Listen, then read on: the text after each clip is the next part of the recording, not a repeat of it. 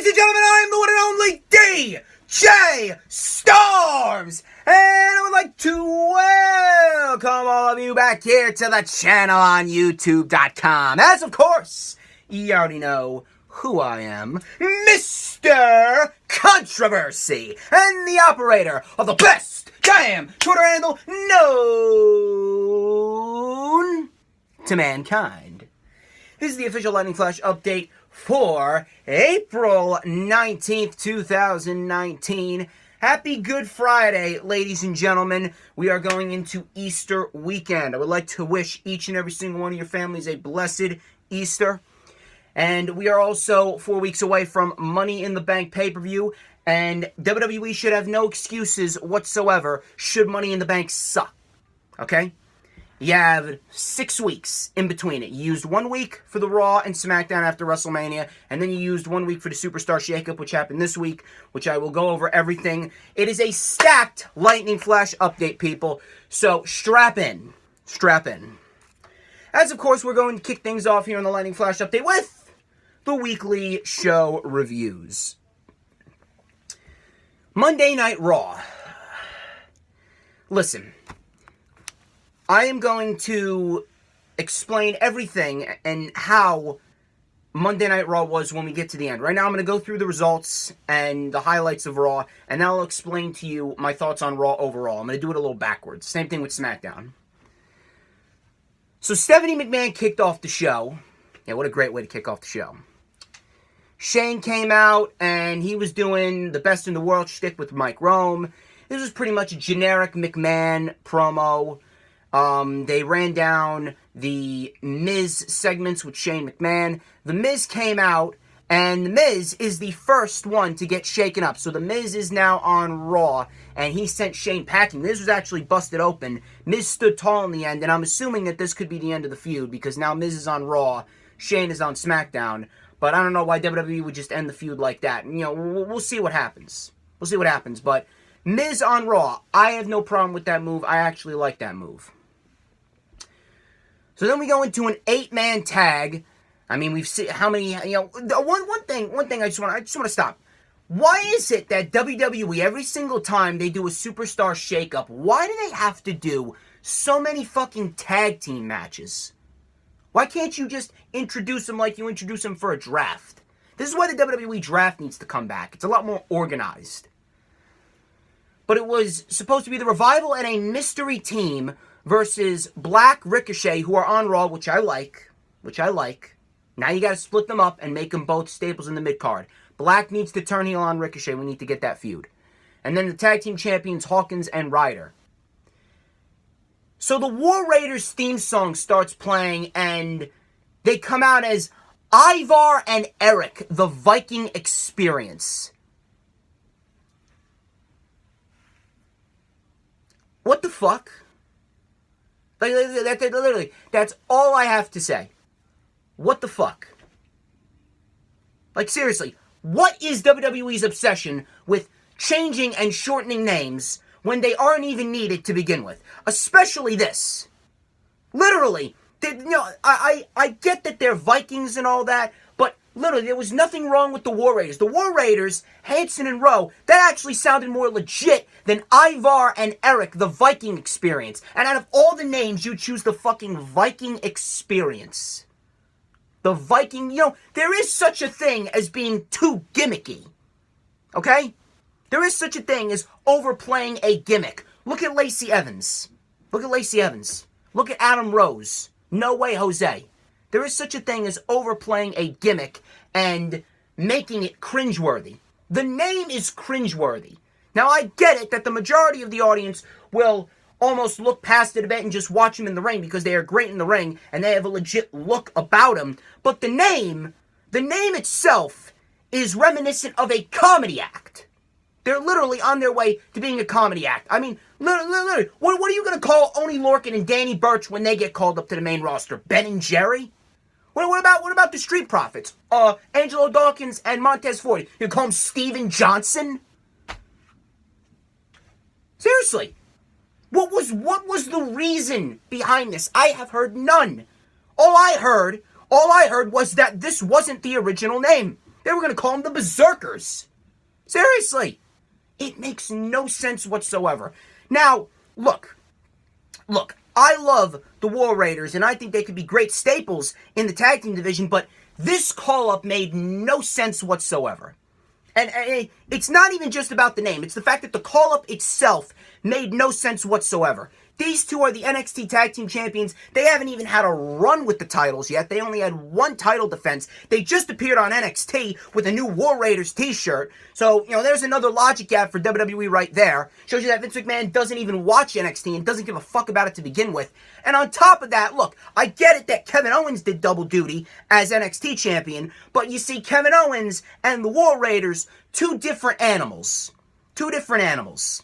The War Raiders, again, they haven't even had a run with the titles. They haven't even established themselves as a full-blown force in the tag team division. They should not have been even considered to be called up until after SummerSlam. That was the proper time to consider calling up the War Raiders. Were you going to have them lose the NXT tag team titles at the next set of tapings? And on top of that, they pinned one half of the Raw Tag Team Champions. They pinned Kurt Hawkins, I believe. After a tag team match that went all over the place, they got the win for themselves in the Revival. Are you really going to fast-track these guys to the Raw Tag Team titles just like that? Not only is that disrespectful to all the other teams, but it's especially disrespectful to Kurt Hawkins and Ryder. It just goes to show you that WWE doesn't know what they're doing with the Raw Tag Team division.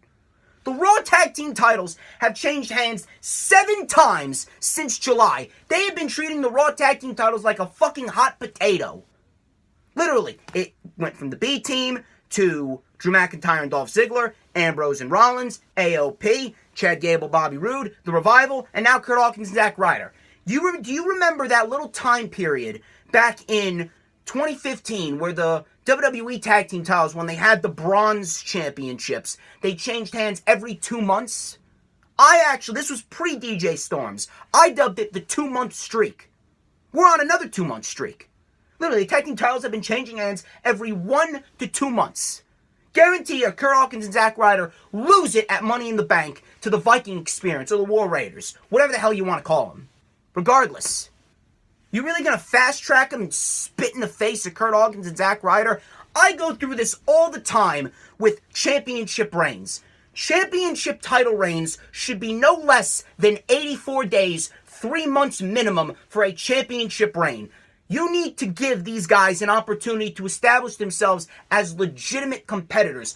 Unless you have a plan to make someone a transitional champion. If you have a plan for that transitional champion afterwards to move him into something bigger, then fine. I have no problem with that. Look at what they did with Johnny Gargano. He only held the North American title for 25 days before losing it to Velveteen Dream, but he got to the NXT championship picture, and now he's NXT champion. I am okay with short title reigns as long as you have a plan for the people who are losing the championships in that short amount of time. But if you have no plan for them, then these tag team title reigns should be going no less than 84 days. The Revival, you really think anyone's going to remember the Revival's 54-day Raw tag team title reign? You think anyone's going to remember that? You think anyone's going to remember the fact that R-Truth held the United States title for 35 days at the beginning of the year? What about Shinsuke Nakamura's 2-day United States Championship reign when he won it at the Rumble and then lost it on SmackDown to R-Truth? You really think people are going to remember that? WWE needs to start treating the championships and the championship reigns more seriously. No less than 3 months. Not only does it devalue the prestige of the championship, but it's a spin in the face to the people holding the championship, especially Kurt Hawkins and Zack Ryder. Guarantee you they lose the titles at Money in the Bank to the War Raiders and they go right back to catering. It's pathetic.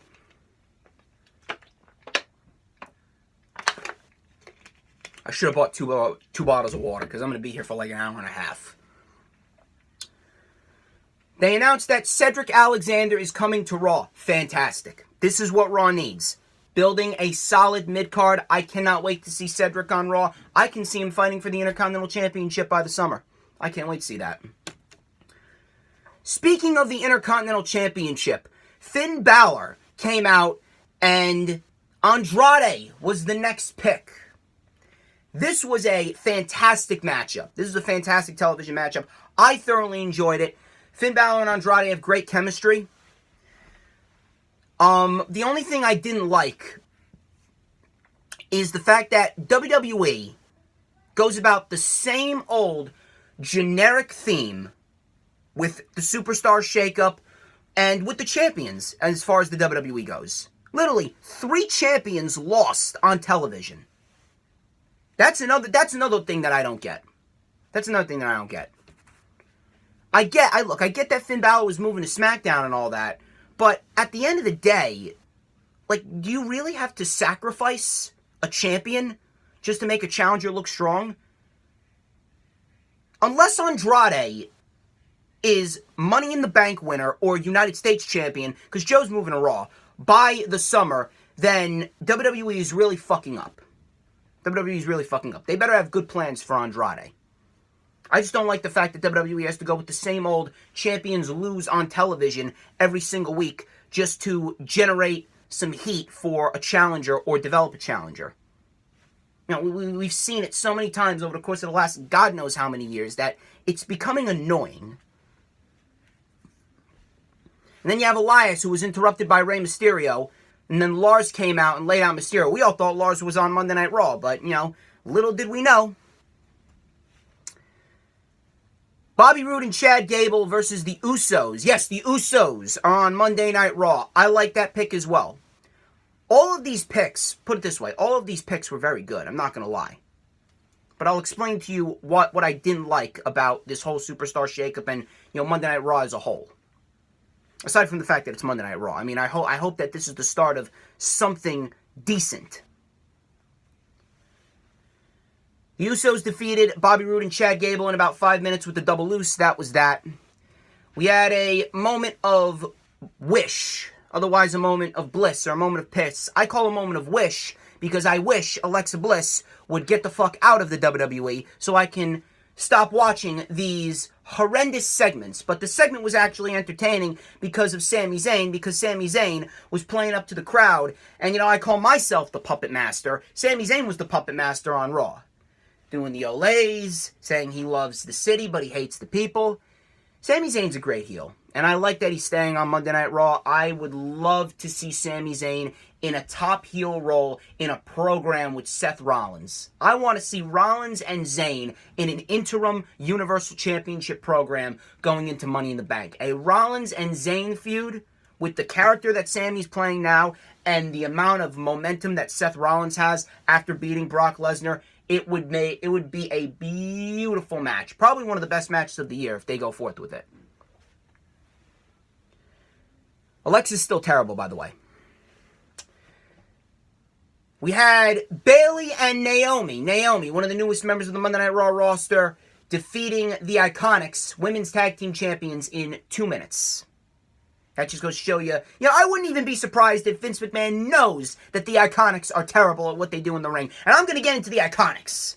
I will get into the Iconics when I get into the Sasha Banks issue, when we get to the news, rumors, and reports section of the Lightning Flash update. So stick around for that, because each and every single one of you fucking Iconic loser fans are going to want to hear this. Each and every single one of you Iconics fans are going to want to sit there and you're going to listen to every fucking word that I have to say when I talk about this whole Sasha Banks issue, and then I get into the Iconics winning the titles. Because I got a lot of shit I got to get off my chest. I have been waiting 2 fucking weeks to air my thoughts out on the Sasha Banks issue. We had that creepy buzzard promo again. The gobbledygooker really let himself go. Braun Strowman pretty much buried EC3, so EC3 is officially a part of Monday Night Raw. I mean, who gives a shit? And on top of that, then I find out that they split Eric Young away from Sanity. For no reason. Sanity was never even given a proper opportunity on SmackDown to succeed in the tag team division. I can only hope that they make Eric Young a staple in the mid-card, because they got a lot of mid-card talent on Monday Night Raw to a point where they could build a solid mid-card and they could really establish some legitimate competition. Becky Lynch defeated Ruby Riott, and Ruby Riott, obviously we have Ruby Riott on Monday Night Raw, who's pretty much being jobbed out. They actually broke up the Riott Squad. I'll talk about that when I get to the SmackDown review. Natalya came out, and look, I have no problem with Natalya coming out and establishing herself as much more of a serious competitor, but, why do you have to use Bret Hart's catchphrase number 1? And why are you just going to come out after you've done nothing, after you lost a tag team title match with Beth Phoenix at WrestleMania, and then Lacey Evans comes out, and then we got a number 1 contenders match, Lacey Evans and Natalya facing off to the sound of crickets. Now, Lacey Evans got the win with a brutal moonsault, a Christopher Daniels-like moonsault. It looked brutal, but again, number 1, neither of these women have done anything to even deserve a Raw tag team title, Raw Women's Championship opportunity. So I'm still stuck on the fucking Iconics, who are aids to my ears. Neither of these women have done anything to earn a title opportunity, number 1. Number 2, Lacey Evans barely even did anything in this match other than some hammerlocks, a punch, and a moonsault. I know Lacey Evans can actually wrestle. Why not let her do it? Why haven't you booked Lacey Evans in a wrestling role for the past 3 months? Why has she only competed in the Royal Rumble, and why did you make her into a catwalking gimmick for the entirety of WrestleMania season? You could have built her up in matches week by week by week. You could have established some credibility. You could have given her some legitimate wins. You could have given her a legit feud, and maybe people wouldn't be screaming for her to get off everyone's television. Maybe I wouldn't scroll through social media and say, get the fuck off of television, Lacey Evans. Channel change. Change the channel. I wouldn't, maybe people wouldn't be saying that Lacey Evans is nothing but a Charlotte ripoff. Maybe they wouldn't be copying what Becky's saying. Maybe some people would actually be supporting Lacey Evans. I'm very, very fearful. I'm very fearful for Becky Lynch at Money in the Bank. Oh yeah, and AJ Styles is on Monday Night Raw. Great. Him, Roman, and Seth defeated Drew McIntyre, Baron Corbin, and Bobby Lashley. How many times have we seen the 6-man tag? Good. Styles is on Raw. The best part about this is this could lead to a Styles and Rollins feud at SummerSlam for the Universal title. But I just feel Drew McIntyre is going to get shafted, which I don't want. Unless they go with Styles and Balor for the Intercontinental title. Either way, that would be fantastic. I didn't necessarily hate who came over to Monday Night Raw because Monday Night Raw actually looks like a legitimate wrestling show now. But WWE needs to fucking do a better job at handling the introduction of the new superstars. It is so disorganized. It is all over the place, mixed with all these tag team matches. It's exhausting. It's exhausting. WWE needs to do a better job at handling how they do the draft or the superstar shakeup. I would much rather see a regular draft again. It makes things a hell of a lot easier. And they did the same thing on SmackDown. Now, SmackDown was better than Raw. But at the same time, it was the same shit. Kevin Owens show with KO, Kofi, and Xavier were the guests. Owens wanted to be a member of the New Day, so he became Big O, because Big E's out with injury. Why didn't this lead to Kevin Owens turning heel in that 6-man tag team match and building a feud with Kofi? Now, they could end up doing that next week. It'll be 1 week too late if they do it, but they could still end up doing it. But at the end of the day, why did you waste 15 minutes? Now, the segment was entertaining. I'm not going to take away from Kevin Owens and Kofi and the crowd. It was entertaining, but at the end of the day, it was a waste of time because WWE ended up announcing more superstars from Raw moving over to SmackDown after SmackDown had already ended. And you could have used this time, you could have used about 15 minutes, you could have used 5 out of the 15 minutes to introduce some new superstars to SmackDown Live. The segment was dragged out. It went way too long. It was entertaining, but it went way too fucking long. And it didn't even result in anything good.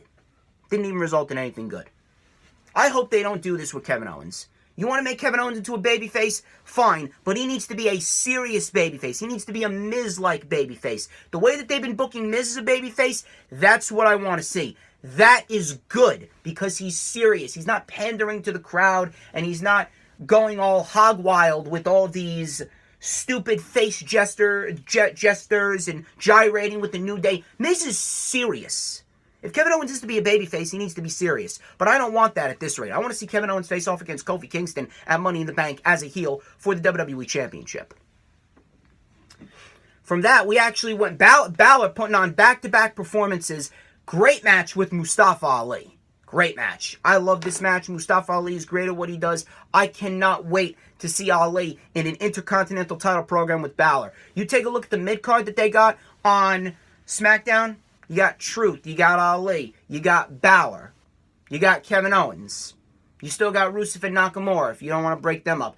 They actually brought over Chad Gable from Monday Night Raw to SmackDown. So Bobby Roode is on his own. Chad Gable could be a solid mid-card guy. Apollo Crews, he's on SmackDown now. There you go. Mickie James also on SmackDown. Liv Morgan, the Riot Squad is officially broken up. Good. Sarah Logan is going to die a horrible death on Monday Night Raw. So is Ruby Riott, but, at the same point in time, Ruby Riott is still in a better position than Sarah Logan. Ruby Riott, obviously the superior wrestler. But this was a great match. These two went back and forth. Hurricane Rana by Ali. Ali only got the 2 count on Balor. Ali was going for the 450. He rolled through. Balor caught him with the drop kick and then the coup de grace. And Finn Balor wins. They corrected the mistake that they made last night with Finn Balor losing to Andrade. But a great match. I love it. Finn Balor is on SmackDown. He brought the Intercontinental title with him. I cannot wait to see what happens. Finn Balor is not to lose that title until SummerSlam. Finn Balor is not to lose that title until SummerSlam. I want to see possibly a match. You got a lot of options to choose from. You can go with Finn Balor and Ali. You can go with Finn Balor and Apollo. You can go with Finn Balor and Buddy Murphy, who is on SmackDown Live. Yes, Buddy Murphy. Well deserved for the guy. And he also had a great fucking performance against Velveteen Dream on NXT, which I will get into. Then we had a match with Charlotte and Carmella. Charlotte's first match since WrestleMania, and I'm guessing they did this to kind of establish, get Charlotte back on the right track. But at the same time, if you weren't going to introduce a new women's superstar, because Nikki Cross was never assigned a brand. I'm assuming that they're going to put her on SmackDown, because they're not going to split up the married couples with Nikki Cross and Killian Dane, who are married. But, you could have used this opportunity to have Nikki Cross come out after Charlotte already defeated Carmella, which was a decent match. But at the end of the day, it was a waste of time in the sense that it didn't introduce a new women's superstar. They should have introduced Nikki Cross. Easily. They should have introduced Nikki Cross. But instead, Lars Sullivan came out. I'm actually surprised that they moved Lars Sullivan to SmackDown, in all honesty. I thought for a fact that after last week that they were going to move Braun Strowman over to SmackDown Live, and they were going to keep Joe on SmackDown and keep Balor on Raw. But they didn't end up doing that. They ended up going to moving Joe to Monday Night Raw next week. The only reason why they didn't is because he was sick. They had some travel issues, and he was under the weather, which is fine. Lars Sullivan came out and he took out R-Truth, and that was pretty much that. So Lars Sullivan is on SmackDown. Becky Lynch came out live, and this was actually interesting because the women's division on SmackDown, guys, holy shit, is the women's division on SmackDown fucking loaded.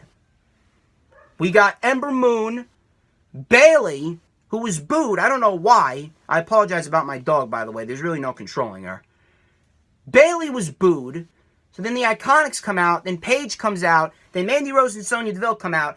And Paige announced, everyone thought it was the Sky Pirates, but it wasn't. It was one half. Asuka and Kairi Sane are in the women's tag team division, and I could not be more excited for what they're going to do with the SmackDown Live women's division. I'm assuming that the next challenger for Becky Lynch, as far as the SmackDown Live women's title goes, will be Ember Moon. Good on WWE for not merging the divisions. Good. Because merging the divisions is only going to leave women like Ember Moon, Bayley, Kairi Sane, Ruby Riott, and Lacey Evans in catering. Good. Good on WWE for not merging the divisions. Now, this was a good decision in the sense that Kairi Sane is now on SmackDown. Io Shirai staying in NXT. Again, it was too early for Io. Way too early for Io. Io needs to establish herself more there in NXT. And they need someone in NXT along with Bianca Belair and Shayna Baszler. Because Shayna Baszler, she's probably not losing the title until TakeOver San Jose. They need a baby face that has already been established. Io Shirai's already on her way to being established. Bianca Belair is a heel. Candice LeRae, she's just getting back on the right track. Chelsea Green is injured. So, good on WWE for not taking Io out of NXT. 8-woman tag. Obviously, there was a fucking 8-woman tag. I mean, why wouldn't there be an 8-woman tag with WWE? That's what they're known for. Kairi Sane got the win. Kairi, Ember, Asuka, and Bayley defeat the Iconics, Mandy Rose and Sonya Deville. Blah, blah, blah. New Day and KO defeated Cesaro, Rusev, and Nakamura. This was a waste of time. Main segment, was Vince McMahon introducing Elias as SmackDown Live's biggest acquisition. Roman then came out, Superman punched Vince McMahon, speared Elias, and stood tall. That was pretty much it. And my dog's probably barking because I'm talking about Roman Reigns. And she doesn't want me to talk about Roman Reigns. Who wants me to fucking talk about Roman Reigns? Guy's still a complete failure. The only reason why he got a pop at all was because A, it was in Canada, and Canada's always going to make some noise. And B, the fact that that was the only logical choice to replace AJ Styles. There was literally no, unless they wanted to move Drew McIntyre, but apparently WWE still has big plans for Drew McIntyre, supposedly, and will go forth with them going into the summer. So that's how things are looking as of right now. I swear, sometimes I just want to fucking put my head in the ground whenever Roman Reigns is on television.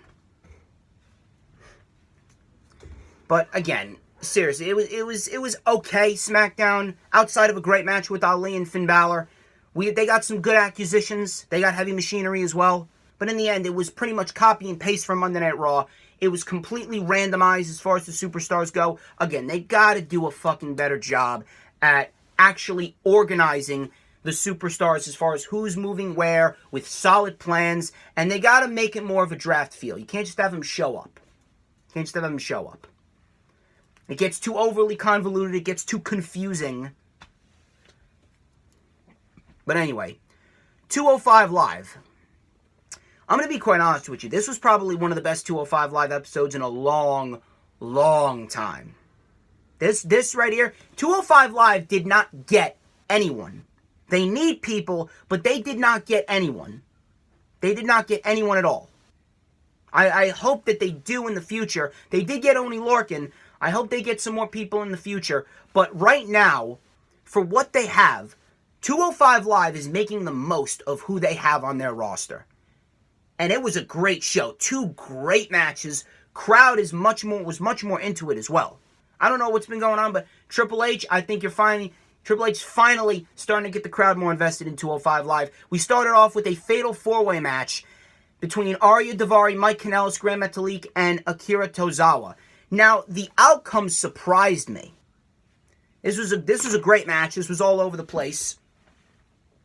Akira Tozawa was taking out everyone. We had Gran Metalik doing what Gran Metalik does with that Hurricane Rana over the ropes, taking out Daivari, tossing him into Mike Kanellis.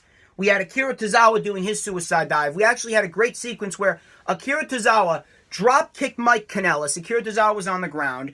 Gran Metalik came off the top with a swanton, and then Daivari came off with a frog splash, close 2 count. This was all over the place, and all 4 men really brought out their A game. And I am very impressed with all 4 men. And they were mentioning, who could be Tony Nese's next challenger. Mike Kanellis hit that ripcord DDT. He went for the pin. He got out of the way as Gran Metalik came in with a springboard elbow. Gran Metalik was taken out. And then Arya Daivari tossed out Mike Kanellis and pinned Akira Tozawa for the win. Arya Daivari, yes, Arya Daivari gets the win here in a great fatal 4-way match to kick off 205 Live. It surprised me, as well as a lot of people. So if they're setting up Arya Daivari, who right now is undefeated in 2019, for Tony Nese, I am all for it. You got Mike Kanellis, he's got unfinished business with Akira Tozawa. He can finish that and then go challenge Tony Nese afterwards. Gran Metalik, he's got his business with the Lucha House Party on Monday Night Raw and on 205 Live himself. So I have no problem with this. I thought it was going to be Mike Kanellis, but they gave it to Arya Daivari. I am looking forward to seeing how Arya Daivari and Tony Nese gel together in a Cruiserweight Championship feud. Let's see how that plays out. Next week, we got Humberto Carrillo versus Drew Gulak. So you got that feud. Storyline progression there. Humberto Carrillo is quickly establishing himself as a top player on 205 Live. Humberto and Tony Nese, that sounds like a very underrated gem, if I do say so myself. But in the main event, Oney Lorcan and Cedric Alexander. This was a great match. Very hard-hitting, brutal match. Started off very slow. Just both men just feeling each other out. And then Oney Lorcan trying to weaken down Cedric. This was Cedric's farewell match. Oney Lorcan was just chopping the shit out of Cedric. Just uppercutting Cedric. And then Cedric was able to counter a snapmare. Single leg drop kick. Cedric started building momentum. Hit the flatliner. Oney kicks out. There was a great spot here where Cedric went for the neuralizer, and as he was coming back from the springboard, Oney Lorcan with a huge uppercut to Cedric. Looked brutal. Hit the blockbuster. Cedric got back up. Another deep cleaning uppercut. Got a close 2 count. Cedric Alexander, he came over the top with the Tope Con Hero. He went for the springboard clothesline, but Oney Lorcan caught him with another uppercut. Both men are on the apron now. Both men are on the apron. They're going back and forth. Cedric Alexander just trying to kick the shit out of Oney Lorcan. Oney Lorcan with those chops. And Oney Lorcan really follows through with those chops, man. Oney Lorcan and Walter have got some brutal chops. Oney Lorcan out of nowhere caught Cedric, hit the half and half suplex on the apron. Right on Cedric's neck. Cedric crashed to the outside. Threw him back in the ring. Clothesline to Cedric. Knocked him inside out. Hit the half and half suplex. Oney Lorcan with one of the biggest wins of his career. A great match to cap off 205 Live. Defeats Cedric Alexander. And afterwards, great show of sportsmanship by both men. Cedric's music hits. And that was Cedric's farewell match. And you know something?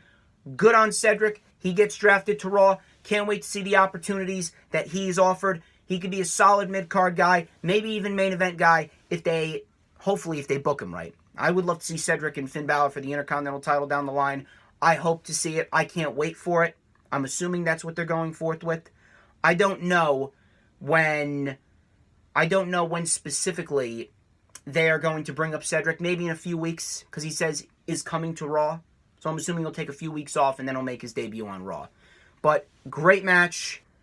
I applaud Cedric for everything that he did on 205 Live, his Cruiserweight Championship reign, the classics that he put on with the likes of Murphy and Ali and Tony Nese and Drew Gulak.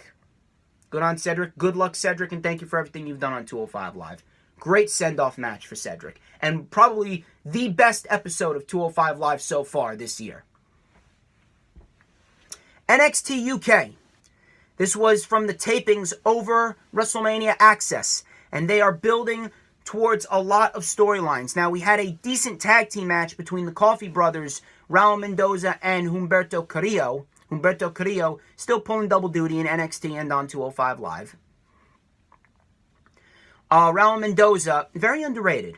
I would love to see Raul Mendoza on 205 Live. Raul Mendoza on 205 Live, you want to add some depth to the roster? He is definitely needed. I would love to see Raul Mendoza on 205 Live, see what he can do. He got the hot tag. He was coming in hot with Enziguris, and this was actually a good spot in the match where Humberto Carrillo and Raul Mendoza did a double tag team move. We had a moonsault by Carrillo and a beautiful 450 by Raul Mendoza, and Joe Coffey just got in there to save the match. We then had them doing suicide dives in the opposite corners. I think it was Joe Coffey that took out Humberto. Mark Coffey hit the Enziguri on Raul, and then Joe came in off the tag, hit All's Best for the Bells. Coffey brothers won a decent tag team match. Obviously, Gallus still establishing themselves as legit players. Obviously, you got to keep the momentum for Gallus rolling. They don't really have anything for him right now, since Walter's United Kingdom champion, and Joe Coffey already got his opportunity at NXT TakeOver UK Blackpool.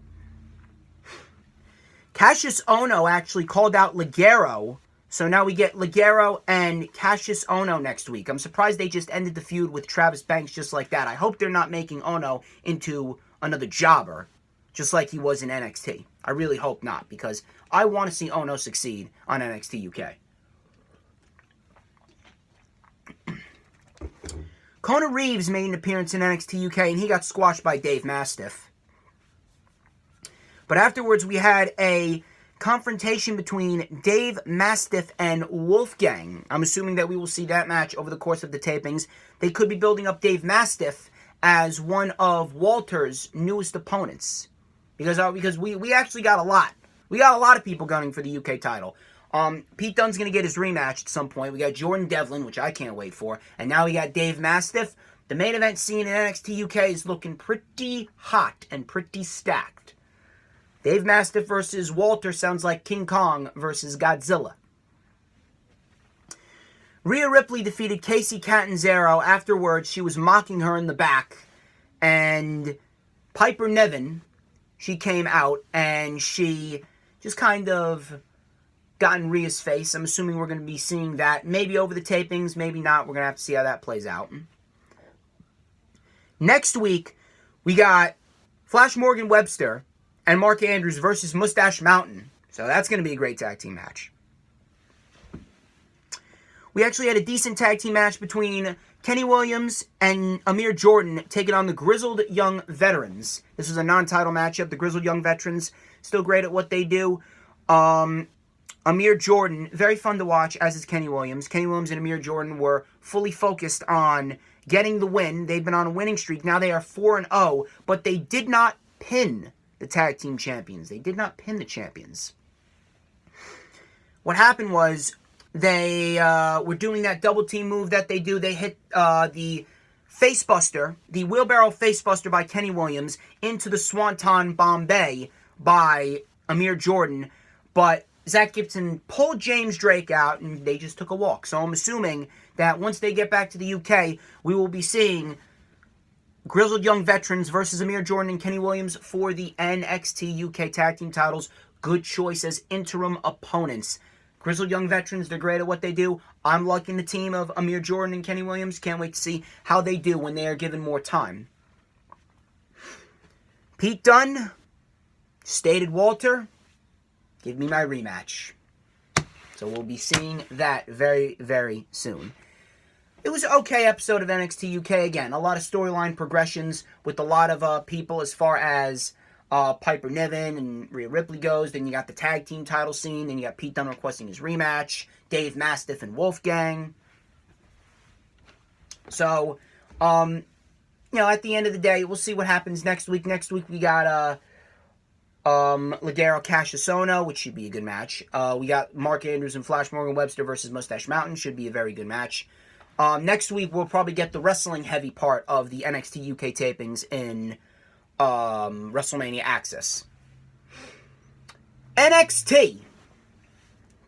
This was a fantastic episode of NXT. NXT started off in the most perfect way possible. A North American Championship match between Buddy Murphy and the Velveteen Dream. Buddy Murphy came in this match determined as ever, and he was looking hot right out of the gates. He was looking hot right out of the gates with that Tope Con Hero. Buddy Murphy has one of the best-looking Tope Con Heroes I think I've seen. I love Buddy Murphy's Tope Con Hero, and the distance that he gets with it is scary. Buddy Murphy is an absolute machine.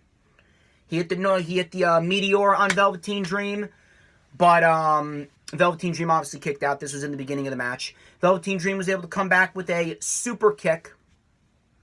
Velveteen Dream was building some momentum on Buddy Murphy. He was able to hit the Dream Valley driver, but Murphy kicked out. Murphy countered with the super kick, the turnbuckle super kick with Velveteen Dream's head's caught in the buckle. Powerbomb, Velveteen Dream kicked out. Velveteen Dream would not go quietly. We then had Buddy Murphy and Velveteen Dream out on the apron, and Buddy hit a beautiful jumping knee. Both men crash.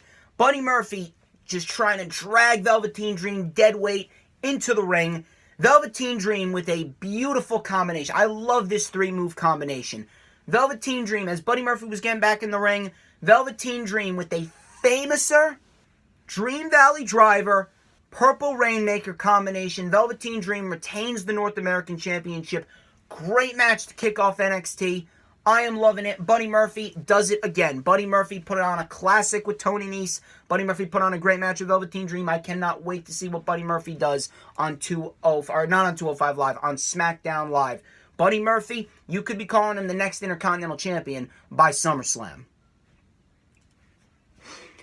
Next week, we got War Raiders versus the Street Profits. So that's definitely going to be an interesting encounter. I don't know if it's for the titles, but I don't think so. Gargano returned to NXT as the NXT Champion. Chance of Johnny Champion. He looks damn good with that title. Undisputed Era came out. Adam Cole is ranting and raving. Gargano with the Undisputed Burn, saying that, yes, you did. You beat me in the first fall, but I tapped you out 2 straight times. Scoreboard reads Gargano 2, Adam Cole 1, and that is undisputed. And then Gargano, actually, with a very funny burn, saying that you're coming out here whining like a spoiled baby, so if the baby wants to grow a set, then you can come in here and meet me in the ring. This led to Undisputed Era, all 4 members of Undisputed Era laying out Johnny Gargano. And next week, we actually got a match between Gargano and Roderick Strong. So Gargano and Roderick Strong and War Raiders and Street Profits. NXT shaping up to be another wrestling heavy show. Gonna be some good shit. In 2 weeks, we actually got the arrival of Kushida. In 2 weeks. Very interesting. I am very interested in seeing what Kushida can do. I'm not all that familiar with Kushida and his work. If I'm going to be honest with you, I'm not. We're going to see how that plays out. Kairi Sane versus Shayna Baszler. This ended via DQ. It was a fast-paced offense. Both women bringing it. Kairi Sane with the kabuki elbows. Shayna Baszler with the knee. I love the chemistry between the two. But this ended via DQ because Kairi Sane's left arm. No, it was her right arm. Kairi Sane's right arm was being targeted by Baszler. Io Shirai came out, and Io Shirai actually shoved Shayna Baszler before Shayna Baszler could stomp on Kairi Sane's arm. But the horsewomen ended up making Io watch as Shayna Baszler stomped the shit out of Kairi Sane's arm. So Io Shirai and Shayna Baszler, this feud is just heating up. I cannot wait. I'm calling this match is going to happen at TakeOver San Jose. We are just getting started. Io's furious, and Io's out for blood. Great episode of NXT. Fantastic stuff. I am loving every single bit of what they're doing with NXT going into NXT TakeOver San Jose. Obviously, it was a great alternative to Monday Night Raw, especially after what we got with the disorganized shakeup and then SmackDown, because we don't know what the fuck they're doing. I'm still fearful of what they're going to do going into Money in the Bank. Ladies and gentlemen, that wraps up the weekly show reviews. Let's get into the news, rumors, and reports. Now,